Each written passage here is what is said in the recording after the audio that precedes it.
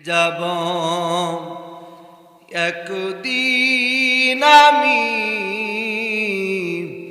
রব নাই ভুবনে চিরদিন হারিয়ে যাব একদিন আমি রব নাই ভুবনে চিরদিন ক্ষমা করে দিও তোমরা আমায় ভুল করে থাকি যদি কোনো দিন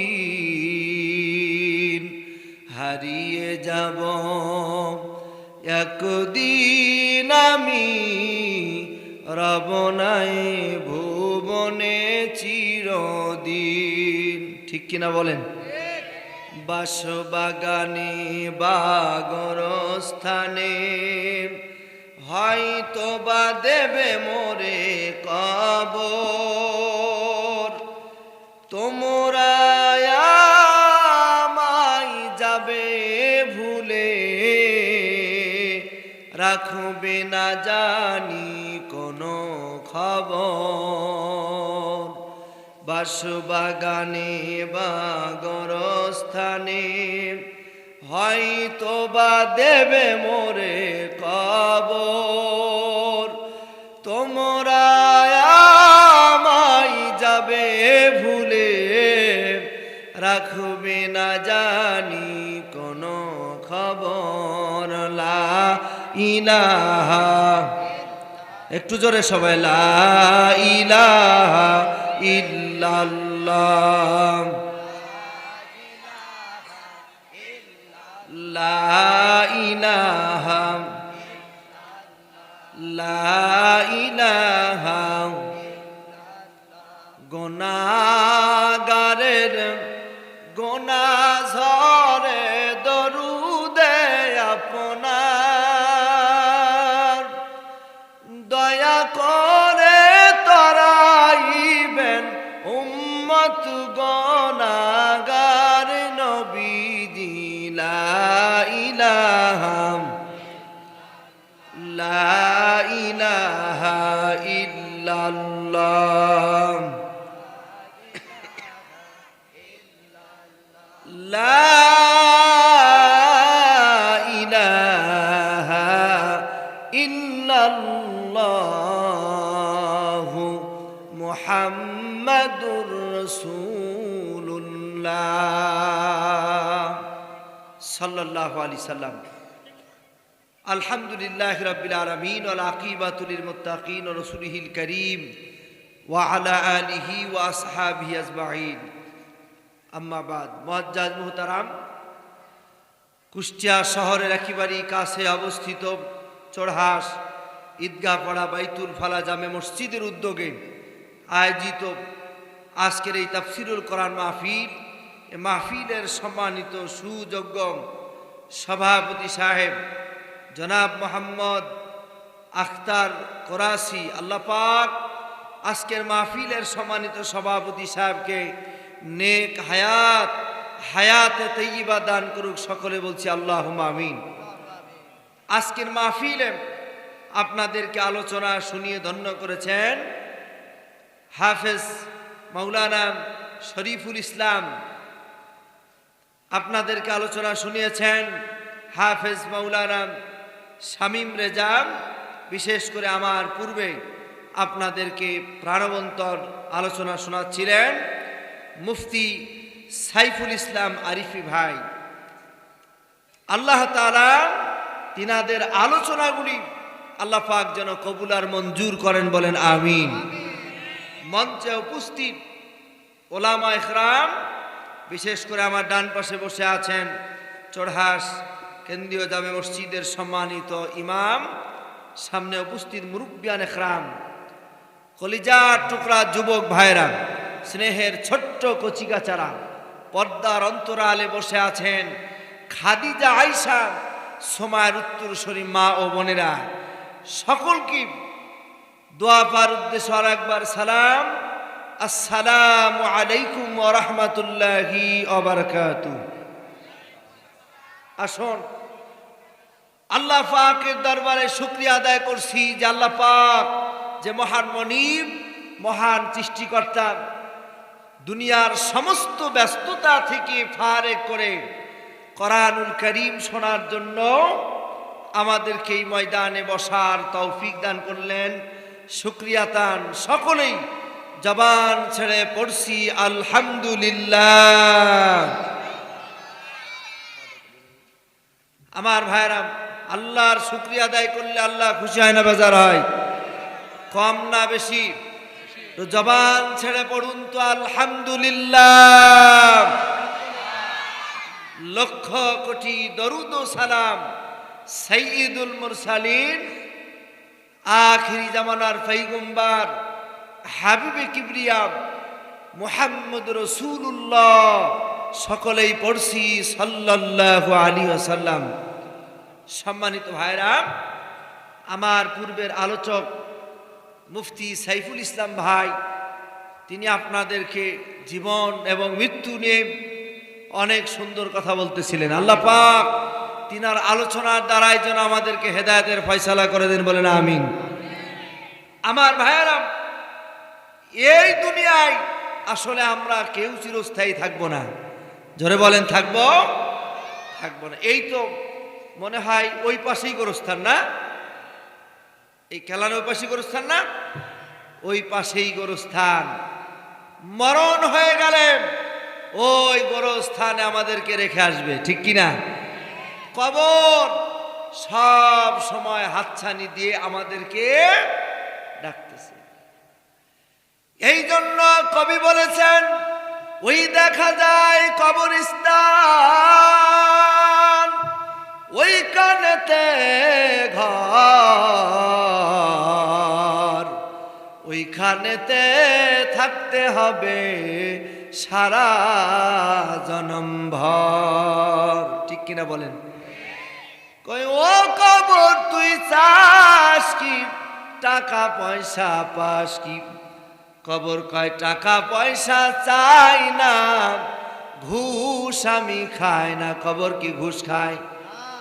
কবর বলে ঘুষ আমি খাই না, মমিন বান্দা পাই না, কয়েকটা যদি পাই অমনি ধরে জান্নাতে পাঠায়। ওই কবরে একদিন যেতে হবে, কথা বলেন ঠিক কিনা বলেন? সম্মানিত ভাইরা আমার, সারা জীবন কেউ বাঁচতে পারে না। তিনটা জিনিস মানুষকে টেনে নিয়ে যায়, বলেন কয়টা? তিনটা। এক নম্বর হলো রিজিক, মানুষকে টেনে নিয়ে যায়। যার যেখানে রিজিক ওই জায়গায় যাবে, কথা বলেন ঠিক কিনা বলেন? সম্মানিত ভাইরা আমার, দুই নম্বর হলো মৃত্যু, মানুষকে ওই জায়গায় টেনে নিয়ে যায় যার যেখানে মরণ। আল্লাহ রব্বুল আলামিন ওই জায়গায় টেনে নিয়ে যায়। আমার ভাইরা মনোযোগ লাগান। তিন নম্বর হলো কবরের মাটি। এই বডিটা কোন জায়গায় দাফন হবে দুনিয়ার কেউ জানে না, যিনি জানেন তিনি আমার রব আল্লাহ। এই জন্য মৃত্যু যার যেভাবে সেইভাবে হবে।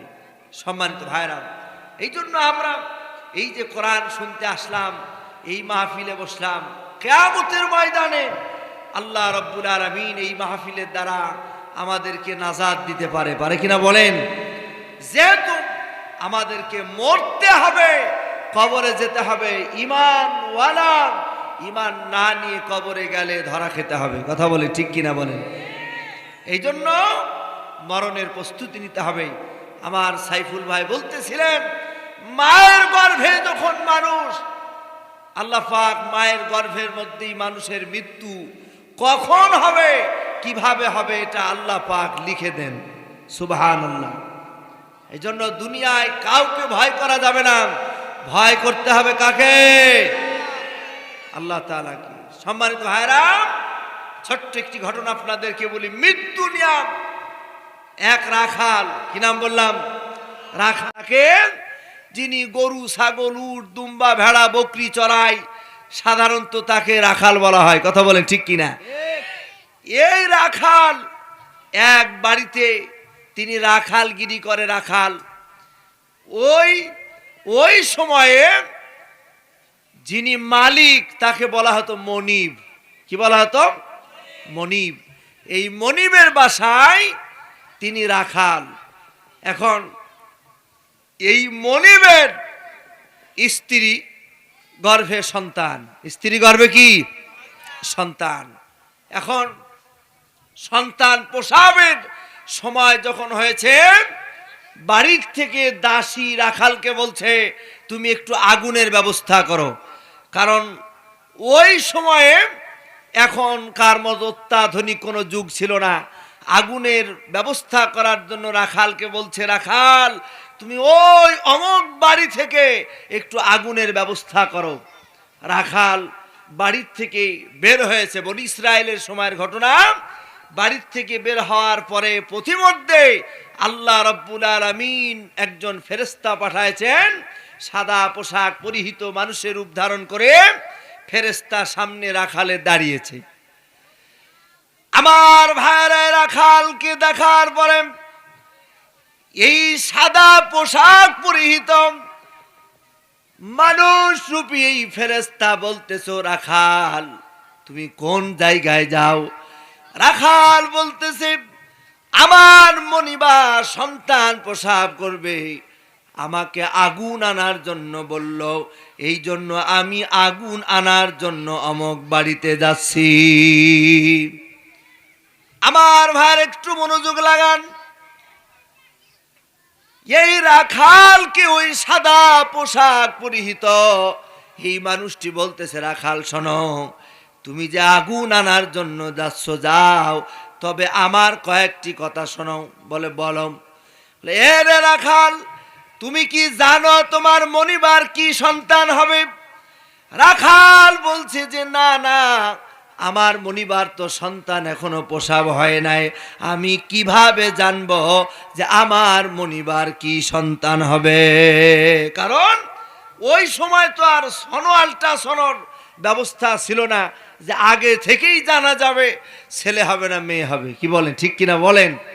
এখন রাখাল বলছে যে না, আমি জানি না আমার মনিবার কি সন্তান হবে, কিন্তু এই সাদা পোশাক পরিহিত এই মানুষটি বলছে তোমার মনিবার কন্যা সন্তান হবে। কি সন্তান হবে? কন্যা সন্তান। আসলে পাঠাইছে কে? আল্লাহর নাম নিতে কষ্ট হয় বলেন তো কে? আল্লাহ পাক পাঠাইছে।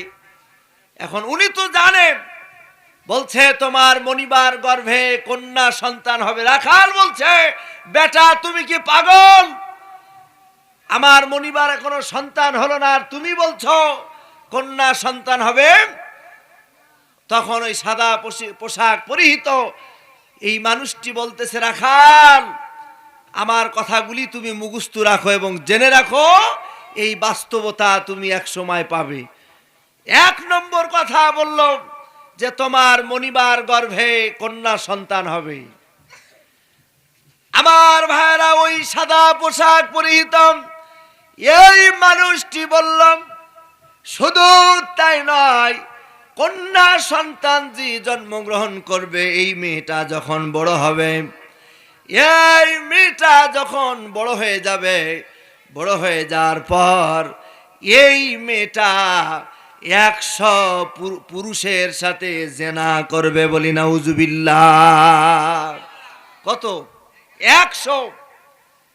এরপরে ওই সাদা পোশাক পরিহিত এই ফেরেশতা বলতেছে, 3 নম্বর কথা হলো, 100 পুরুষের সাথে জেনা করার পর এই মেয়েটার সাথে রাখাল, এই মেয়েটার সাথেই তোমার বিবাহ হবে।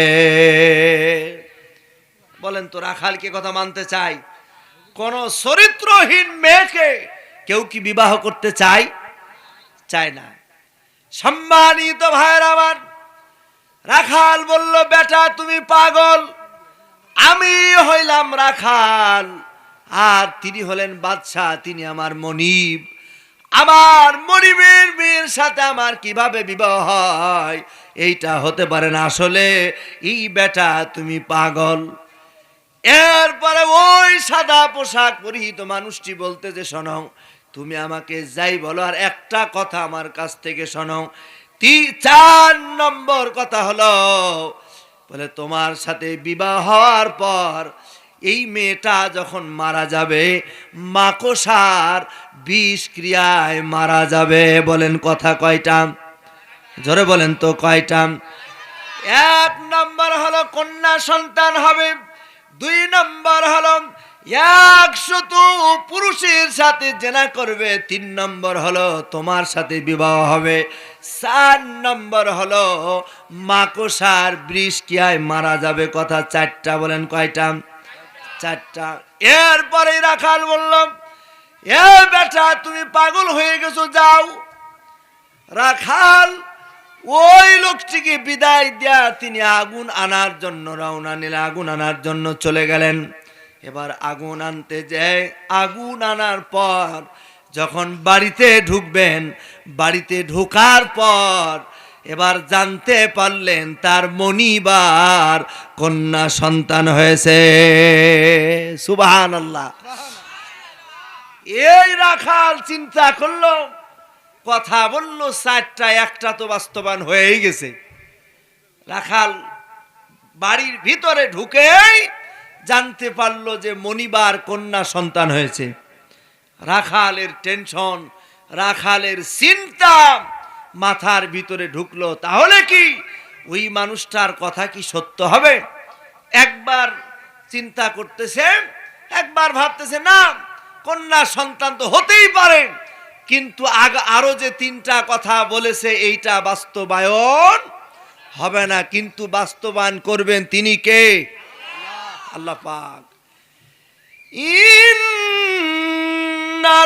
ইন্নাল্লাহা আলা কুল্লি শাইইন কাদির।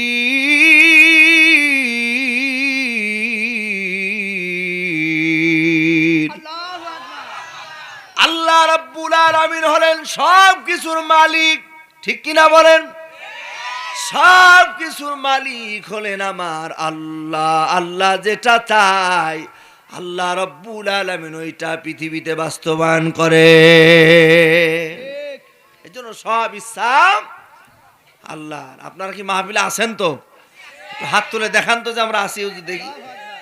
একটু তাকবীর হবে, লিল্লাহে তাকবীর। মাহফিলে যুবক কি বেশি? হাতুরা যুবকের হাতুরা, যুবকের হাতের তাকবীর একটু জোরে দিতে হবে, যা যুবকেরা আজকের এই মাহফিলে প্রাণ। আল্লাহ পাক যুবকদেরকে কবুল করুক, বলেন আমিন। যুবকেরা তাকবীরের আওয়াজ এত জোরে দিতে হবে অনেক দূর থেকে যেন শোনা যায়। পারা যাবে না? হ্যাঁ, একটু গলাটা পরিষ্কার করেন।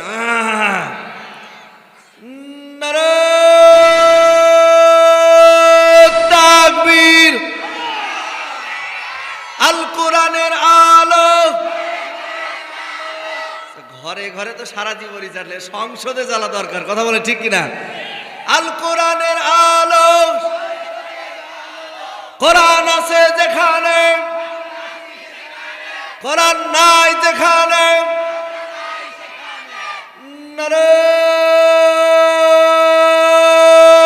তাকবীর। এই তো আলহামদুলিল্লাহ, আল্লাহ কবুল করুক। আমার যুবক ভাইয়েরা, তাহলে 4টা কথার ভিতরে একটা বাস্তবায়ন হয়ে গেল। সম্মানিত ভাইয়েরা, রাখালের মনের ভিতরে চিন্তা কি হয়। হঠাৎ করে একদিন রাখাল দেখলেন যে তার মনিবা পুকুর ঘাটে ওই বাচ্চার জামা কাপড় ধুতে গেছে, দাসীর সাথে তিনিও গেছে, কিন্তু তার এই মেয়েটা বাড়ির ভিতরে ঘুম পাড়ায় চলে গেছে। তিনি চিন্তা করলেন, ওই যে সাদা পোশাক পরিহিত এই মানুষটি বলেছে এই মেয়ের সাথে আমার বিবাহ হবে, একটা কথা তো বাস্তবায়ন হয়েছে, বলা যায় না বাদবাকি কথাগুলি যদি বাস্তবায়ন হয়ে যায় তার পূর্বেই এরা আমি মেরে ফেলবো। চিন্তা করতেছে, কিন্তু আল্লাহ যদি কাউকে বাঁচায় পৃথিবীর কেউ তাকে মারতে পারে না। কথা বলেন ঠিক কিনা বলেন? কারণ মারার ক্ষমতা হয় না। সম্মানিত ভাইরা, এই রাখাল হাতের মধ্যে একটি ছুরি নিলেন। ছুরি নেওয়ার পরে এই মেয়েটার বাচ্চা শিশু বুকের উপর দিয়ে একটা পোজ দিয়া তিনি বাড়ির থেকে বের হয়ে চলে গেল, যে এই শিশুটি যাতে মারা যায়, আমার সাথে যেন বিবাহ না হয়। আমার ভাইরা মনোযোগ লাগান, এই রাখাল বাড়ির থেকে পালিয়ে চলে গেল, আর এই বাচ্চা শিশুটি ছটফট ছটফট করতে লাগলো। এবার পুকুর ঘাট থেকে মা বলেন তো, আল্লাহ রব্বুল আলামিন সন্তান আর মায়ের ভিতরে এমন ভালোবাসা, এমন মহাব্বত আল্লাহ পাক পয়দা করে দিয়েছেন, এই ভালোবাসার মধ্যে কোনো তার লাগে না। সুবহানাল্লাহ বলেন সুবহানাল্লাহ। কয় মায়ের মতো হয় না আপন, মায়ের মতো হয় না আপন, হয় না তাহার তুলনা। হাইরে আমার মা, আমার আদরিনী মা, আমার সোহাগিনী মা। মাঝে আমার আধার ঘরের পূর্ণিমার চাঁদ, মা ছাড়া সে ঘরখানাতে লাগে না রে স্বাদ, আমার লাগে না রে স্বাদ। কথা বলেন ঠিক কিনা? সম্মানিত ভাইয়ের আমার, এই পৃথিবীতে সন্তান আর মায়ের ভালোবাসার ভিতরে কোনো তার লাগে না। একজন ডাক্তার, আমেরিকান একজন ডাক্তার, তার নাম হলো এম এ রবার্ট, এবং মিশর একজন ডাক্তার, তার নাম হলো রুশদি। এই দুইজন ডাক্তার বলছেন, মায়ের পেটের ভিতরে সন্তানের বয়স যখন 4 মাস হয়ে যায়, বলেন কয় মাস? 4 মাস যখন হয়ে যায়, মায়ের পেটের ভিতরে সন্তানটা যে নড়াচড়া করেন, এই সন্তানটি মায়ের পেটের ভিতরে এই পৃথিবীতে আসা পর্যন্ত মায়ের পেটের ভিতরে, মায়ের কলিজার ভিতরে, বলে মায়ের পেটের ভিতরে মাত্র 10 ইঞ্চি জায়গা। বলেন কয় ইঞ্চি জায়গা? মাত্র 10 ইঞ্চি জায়গার ভিতরে এই সন্তানটা যখন থাকে, যখন 10 ইঞ্চির বড় হয়ে যায়, বলে এই সন্তানটার মায়ের পেটের ভিতরে পা 2টা থাকে মায়ের কলিজার দিকে, আর মাথাটা থাকে মায়ের জরায়ুর দিকে। এই পৃথিবীতে আসা পর্যন্ত মায়ের পেটের ভিতরে, মায়ের কলিজার মধ্যে মিনিমাম 4000 বার লাথি মেরে দেয়। আমার ভাইরা, এই দুইজন বিজ্ঞানী বলছেন, চিকিৎসা বিজ্ঞানী, এই মায়ের পেটের ভিতরে মায়ের কলিজায় লাথি মারার কারণে তিল তিল করে সন্তান আর মায়ের ভিতরে ভালোবাসা তৈরি হয়ে যায়। এমন ভালোবাসা তৈরি হয়ে যায়, বলে সন্তান আর মায়ের ভালোবাসার ভিতরে কোনো তার লাগে না। বিদেশে যদি সন্তান থাকে, সন্তানের যদি শরীরটাও খারাপ হয়, কেন জানি মা বুঝতে পারে যে আমার সন্তান ভালো নাই। কথা বলেন ঠিক কিনা বলেন? এই জন্য কবি বলেছেন, বিদেশে যদি সন্তান মারা যায়, পশু পক্ষী না জানে তো আগে জানে মা। সম্মানিত ভাইয়ের আমার, এই জন্য মায়ের খেদমত করা দরকার আছে না নাই? আমার ভাইরা, মায়ের খেদমত করতে হবে, মায়ের সাথে বেয়াদবি করা যাবে না, মায়ের সাথে খারাপ ব্যবহার করা যাবে না। আখিরি জামানার পয়গম্বর মুহাম্মদুর রাসূলুল্লাহ সাল্লাল্লাহু আলাইহি সাল্লাম এই পৃথিবীতে মায়ের সাথে কেমন ব্যবহার করতে হবে আমার নবীজি পৃথিবীর মানুষদেরকে দেখায়ছেন, বলি সুবহানাল্লাহ। সম্মানিত ভাইরা আমার, কথা কি আমার শুনছেন আপনারা? নাকি মনে মনে আছে কখন হুজুর শেষ করে খেচুড়ির প্যাকেট নিয়ে দৌড় দিব? হ্যাঁ, এরকম মনে আছে নাকি? ইনশাল্লাহ আমি নির্দিষ্ট সময়ের মধ্যে শেষ করবো ইনশাআল্লাহ। কি যুবকেরা থাকা যাবেন ইনশাআল্লাহ? আল্লাহ পাক এই যুবকদেরকে কবুল করুক। যুবকরা, পৃথিবীতে যুগে যুগে যুবকদের দ্বারা ইসলাম প্রতিষ্ঠিত হয়েছে, কি বলেন, ঠিক কিনা বলেন?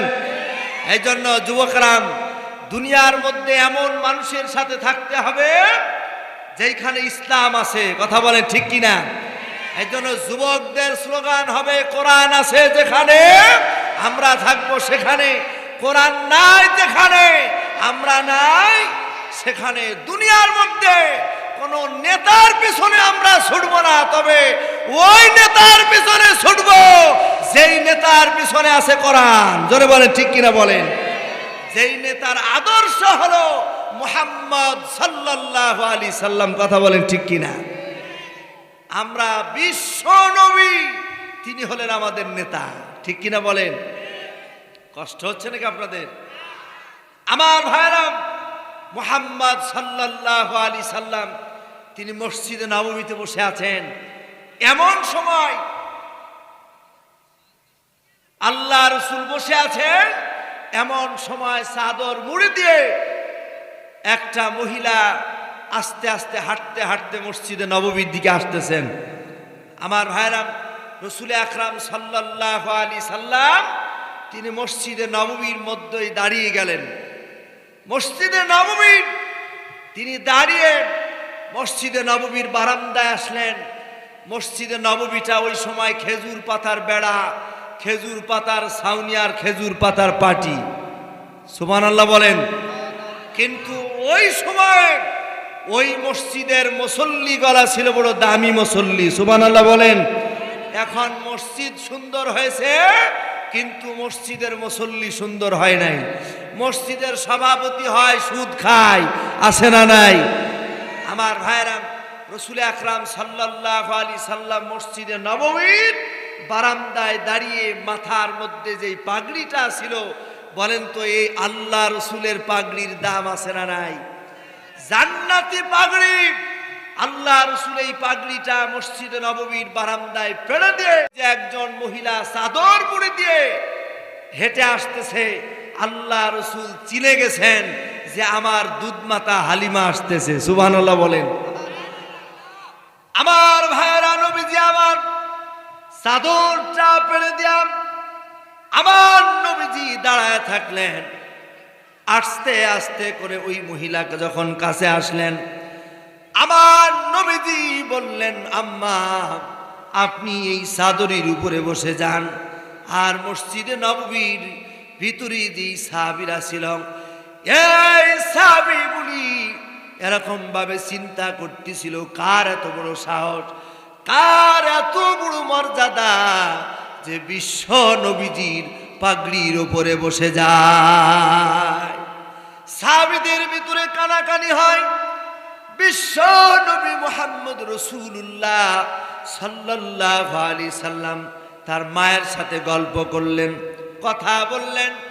কথা যখন বলা শেষ হয়ে গেল, নবীজি আমার মাকে যখন বিদায় দিলেন, মা যখন চলে গেল, মাকে যতদূর পর্যন্ত দেখা যায় আমার নবীজি মসজিদে নববীর বারান্দায় দাঁড়ায় দাঁড়ায় দুধ মাতা হালিমার দিকে তাকায় থাকে।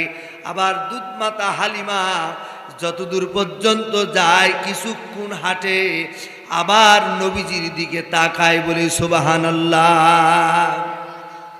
আমার ভাইরা, এরপরে যখন আর দেখা গেল না, আমার নবীজি যখন মসজিদে নববীর ভিতরে ঢুকলেন, সাহাবীরা দাঁড়িয়ে গেলেন। সাহাবীরা বললেন, ইয়া রাসূলুল্লাহ, ইয়া হাবিবাল্লাহ, আপনি যে আপনার এই মাথার এই পাগড়িটা জান্নাতি, এই পাগড়িটা আপনি এরকম ভাবে পেড়ে দিলেন, আপনার পাগড়ির উপরে বসলো কার এত বড় মর্যাদা? আমার নবীজি বললেন, সাহাবীরা শোনো, আমার পাগড়ির উপরেই যাকে আমি বসতে দিয়েছিলাম, ও সাহাবীরা শোনো, এই মহিলার কেউ নয়, এই মহিলা হলো আমার দুধ মাতা হালিমা, সুবহানাল্লাহ বলেন। এই জন্য আমার ভাইরা, মা যাদের বেঁচে আছি, খবরদার মায়ের সাথে বেয়াদবি করা যাবে না। আল্লাহ রাব্বুল আলামিন মায়ের খেদমতের কথা কোরআনুল কারীমে বলেছেন। আল্লাহ রাব্বুল আলামিন বলেন, ওয়া ক্বাদা রাব্বুকা আল্লা তা'বুদু ইল্লা ইয়াহু ওয়া বিল ওয়ালিদাইনি ইহসানা। আল্লাহ পাক বলেন, ও দুনিয়ার মানুষেরা, তোমরা আমার ইবাদত করবে, আমার ইবাদতের পর তোমরা পিতামাতার সাথে ইহসান করবে। সুবহানাল্লাহ বলেন। এই জন্য আমার ভাইরা, মা বাবা যাদের বেঁচে আছে, মা বাবার সাথে ভালো ব্যবহার করবেন, খুশি হবে কে? আল্লাহ পাক। হ্যাঁ যুবকেরা, মনোযোগ দেয় দিকে, এদিক ওদিক তাকানো যাবে না, মনোযোগ। আর অনা কারণে হাসে হচ্ছে পাগল, অনা কারণে হাসে কে? পাগল। এই জন্য অনা কারণে হাসির ওয়াজের সময় হাসি, কথা বলে ঠিক কিনা? যেই জায়গায় হাসি নাই ওই জায়গায় হাসাটা একটা বোকার কাজ। এই জন্য মাহফিলের আদব রক্ষা করতে হবে। হ্যাঁ যুবকেরা, মা বাবার সাথে ভালো ব্যবহার করবা। আল্লাহ পাক মা বাবার সাথে ভালো ব্যবহার করলে এই দুনিয়ার 1 নম্বর পুরস্কার হলো আল্লাহ পাক এই দুনিয়ার মধ্যে তোমাকে সম্মানের সাথে বাঁচার ব্যবস্থা করে দিবে। 2 নম্বর হলো আল্লাহ পাক তোমার রিজিকের ব্যবস্থা করবে।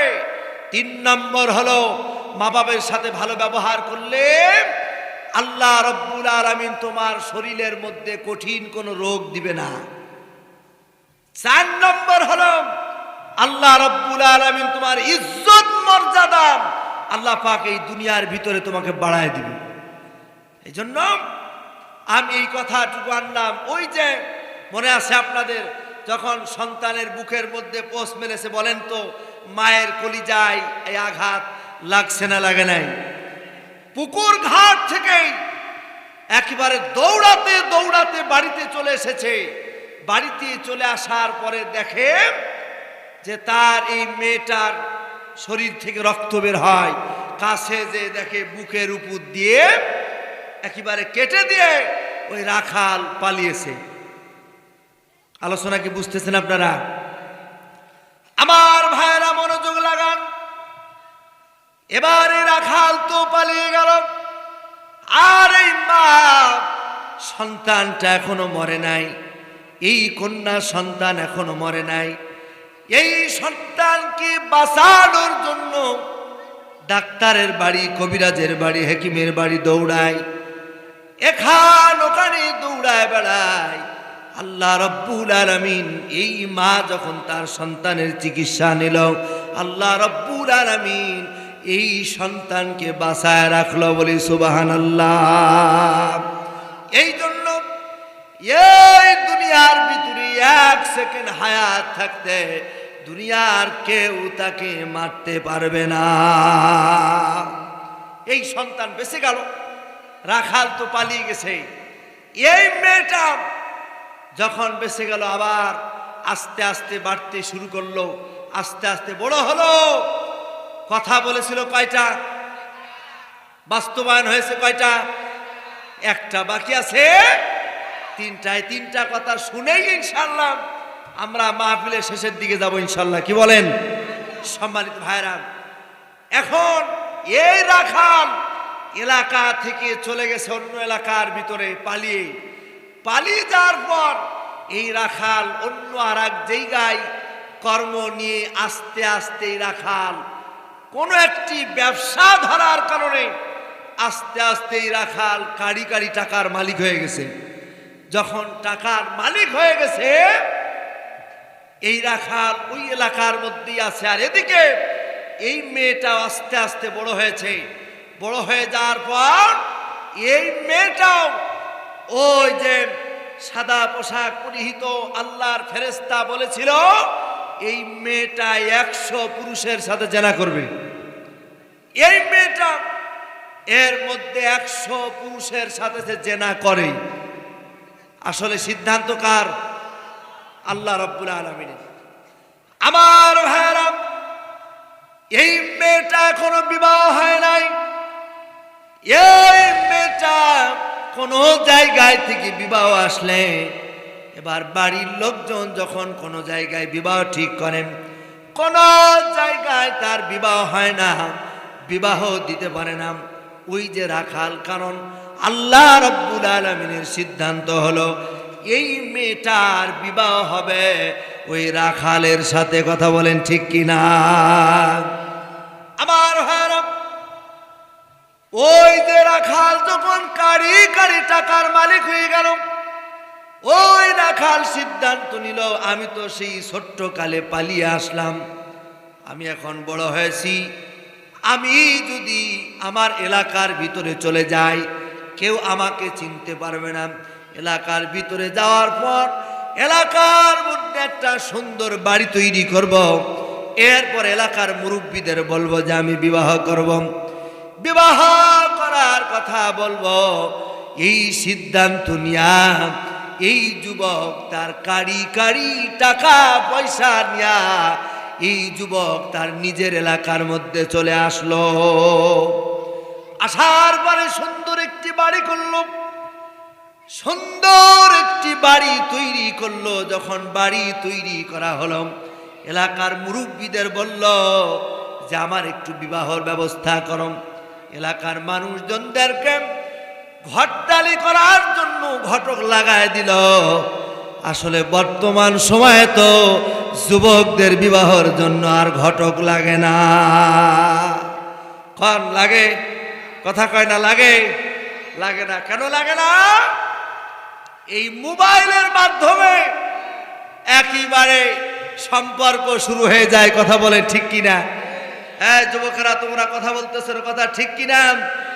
একদিন দুই দিন এই যে হোয়াটসঅ্যাপ, ইমো, ফেসবুক, মেসেঞ্জার, হঠাৎ করে পরিচয় হওয়ার পরে আস্তে আস্তে কথা বলতে বলতে কয় তুমি আমার জান, কয় তুমি আমার কি জান। এই যে শুরু হলো কথা বলতে বলতে প্রেম, এক পর্যায়ে ও মেয়ে কয় তোমার জন্য আমি জীবন দেব। কি বলে ঠিক কিনা বলেন? ওই মেয়েটা শেষ পর্যন্ত বলে যে তুমি আমাকে যেখানে নিয়ে যাবা ওই জায়গায় চলে যাব।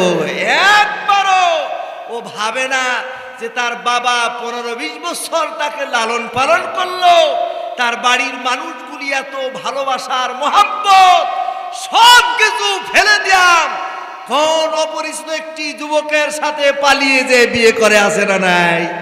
কথা কয় না, আসে না নাই? আর তখন ঘটক লাগে না। এখন সব দোষ এই যে মোবাইলে। ঠিক কিনা বলেন?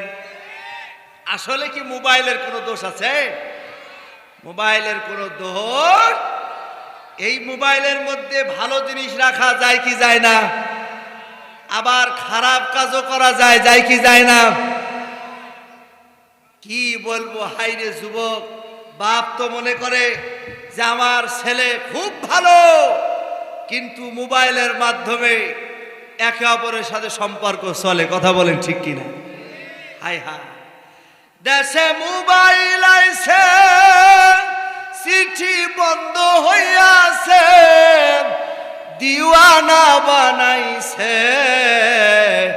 পুলা মাইয়ার মনের কথা ভাসে বাতাসে। হ্যাঁ যুবকেরা কথা বলে না, ঠিক কিনা বলো? পুলা মাইয়ার মনের কথা ভাসে বাতাসে। কষ্ট হচ্ছে নাকি যুবকদের? ওই দেখো পুলা মাইয়ার মন বাদা ফেসবুকে এখন, ওই দেখো পুলা মাইয়ার মন বাদা ফেসবুকে এখন, মোবাইলে সেটিং কইরা কাটায় সারাক্ষণ। কথা বলেন ঠিক কিনা বলেন? আরে মোবাইলে এমন সমস্যা তৈরি করে বসেছে, এই জায়গায় বিয়ে হয় নাই, কার কার হাত তুলে দেখো তো বিয়ে হয় নাই। এখানে যে অবিবাহিত ছেলেপেলেই বেশি। হ্যাঁ, আল্লাহ যেন তোমাদের যাক বিয়ের ব্যবস্থা করে দেব। হাত নামো, হ্যাঁ হাত নামো। অবিবাহিত ছেলেপেলেই বেশি। আমার ভাইরা বিয়ে হয়েছে কার কার হাত তুলে দেখতে, বিয়ে হয়েছে কার কার? হাই হাই রে, সাজার ভাইয়ের বিয়ে হয়েছে, যাক ভালো, হাত নামান। আমার ভাইরা বিয়ে হওয়ার পরেও স্বামী আর স্ত্রীর ভালোবাসাও কিন্তু এই মোবাইল নষ্ট করতেছে। ঠিক কিনা বলেন? একজন কছে কয় হুজুর এই মোবাইল এমন বিপদ, স্ত্রীর হাতে এক মোবাইল, স্বামীর হাতে আর এক মোবাইল। এবার ঘরে যখন ঘুমাতে যায়, স্ত্রী বাম দিকে কাত হয়ে খালি মোবাইল ঠেলে, অন্যদিকে স্বামীও ডান দিকে কাত হয়ে খালি মোবাইল ঠেলে। কথা বলে ঠিক কিনা বলেন? ঠেলতে ঠেলতে রাত 2টা, চোখে মুখে তখন ঘুমের ছাপ, চোখ মুখ মুছে তখন স্বামীও ঘুমায়, স্ত্রীও ঘুমায়। মাঝখান থেকে স্বামী আর স্ত্রীর ভালোবাসা গুল্লায় যায়। কথা বলেন ঠিক কিনা বলেন? আবার কিছু প্লেয়ার আছে, ও রাত 12টা না বাজলে বাড়িতে আসে না, ওই দোকানের মধ্যে মাঝে মধ্যে চা খায় আর মাঝে মধ্যে মাল হাতে নিয়ে এরকম ফু মারে, আর 12টা পর্যন্ত এই দোকানের মধ্যে বসে থাকে। কথা বলেন আছে না নাই? আমার ভাইরা, আপনাকে রাগ করছেন আপনারা, অথচ 12টা পর্যন্ত বাড়ির মধ্যে ঢোকে না। কথা বলেন আছে? আছে। আহা, এই জন্য মোবাইল যদি ভালো পথে ব্যবহার করা যায় ভালো। ওই সঙ্গীতটা আর এক কলি শোনাবো, কষ্ট হবে না তো? ওই দেখো মোবাইল পাইয়া ওই মদনের মাইয়া কি কাণ্ড ঘটাইছে, ছেলে মেয়েরাই কানা কি পালায়া গেছে। কি বলেন আসে না নাই? 2 ছেলের মা ও পালিয়ে চলে যায়। আসে না নাই? আছে। আমার ভাইরা, ভালো হতে হবে। কথা বলে ঠিক কিনা বলেন? ভালো না হলে ভবিষ্যৎ প্রজন্ম ভালো হবে না। এ যুবক, তুমি যদি পালিয়ে বিয়ে করো, তোমার পেট থেকে যেটা হবে, তুমি যদি 3G গতিতে পালাও, ও তো 5G গতিতে পালাবে। কথা বলে ঠিক কিনা বলে? কারণ গাই ভালো তো বাছুর ভালো, দুধ ভালো তো ঘি, বাপ ভালো তো বেটা ভালো, মা ভালো তো ঝি। কারণ গাভী যদি ভালো না হয়, দুধ ভালো হয় না। কথা বলে ঠিক কিনা? এই জন্য সম্মানিত ভাইরা আমার, এই জন্য মোবাইল দোষ না, ভালো পথে ব্যবহার করলেই। এই মোবাইলে আমাদের কাছে, আমার মোবাইল হাতে নেবেন, মোবাইলের মধ্যে তাফসির আছে। কি আছে? একটা অ্যাপস আছে, অ্যাপসের নাম লাইব্রেরি। এই লাইব্রেরি অ্যাপসের ভিতরে ঢুকলে সারা পৃথিবীর সমস্ত বইগুলি ওই অ্যাপসের ভিতরে ঢুকানো। সুবহানাল্লাহ। সম্মানিত ভাইরা আমার, মনোযোগ লাগান। ওই যে রাখাল এলাকার ভিতরে এসে সুন্দর ঘর তৈরি করলো, আপনাদেরকে ওই দিকে নিয়ে গেলাম। এই জায়গা থেকে রাখাল বিয়ে করবে। কথা বলেন? এলাকার ভিতরে মুরব্বীদের বলল, তোমরা আমার বিবাহের ব্যবস্থা করো। এলাকার মুরব্বীরা চারিদিকে মেয়ের সংবাদ নিতে লাগলো।